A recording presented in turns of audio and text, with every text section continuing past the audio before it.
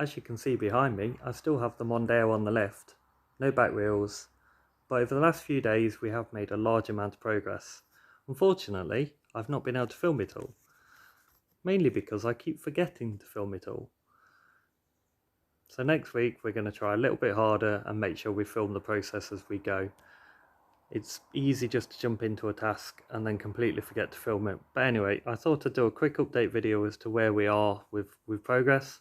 And I will add at the end of this video the footage I did take of me flattening down the sills and a few bits and pieces. Hope you enjoy.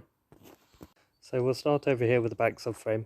As you can see, it's a lot better than it was. My brother spent a few hours on Saturday cleaning it down, priming it and then painting it in just some grey paint we had lying around really. It's now a lot better than it was when it was on the car, and it's ready for me to refit the rebuilt hubs. I'm still waiting for the bearings to come in. As you can see, my shed hasn't had much done to it, and nor have I touched any of the other cars really. The rear arms off the Mondeo are still here, where we need to take the bushes out the end, but I'm still waiting for the bush to be delivered. And the bush from here, again, I'm still waiting on parts. I've not had the springs delivered either, nor have I had the back brakes. The other arm is somewhere, I think it's there. Ready to be stripped down and painted. So what have we done on the car so far? I've rebuilt the towing eye. This is just covered in seam sealer, just stop it from rotting away in the future. I've still got a hole up there that needs fixing, and a hole there that needs fixing. I've done the welding on the one at that end just so it's a little bit stronger than it was. And I've rebuilt the inner wheel arches. Again, it's just covered in seam sealer, just stop it from rotting away. We've started to clean back the bodywork because we plan to paint it and rust proof it just to keep it a little bit better, and hopefully it won't rot away quite as quickly. Same this side, again, just covered it in seam sealer where it needs to be. Started to paint this a little bit better. So yeah, nice and strong, should last a few years yet. So I've been flattening down the welds on this wheel arch just so that we can start to fill it, and then ready for paint. So it's going to be filled, sanded, primed and then painted. Just really filling the welds just to make it a little bit leveler when we come to paint. Oh, just step over the axle stand. Unfortunately our filler started to go a bit off, so it's a little bit like porridge, but it should flatten back okay. Maybe give it another coat or two.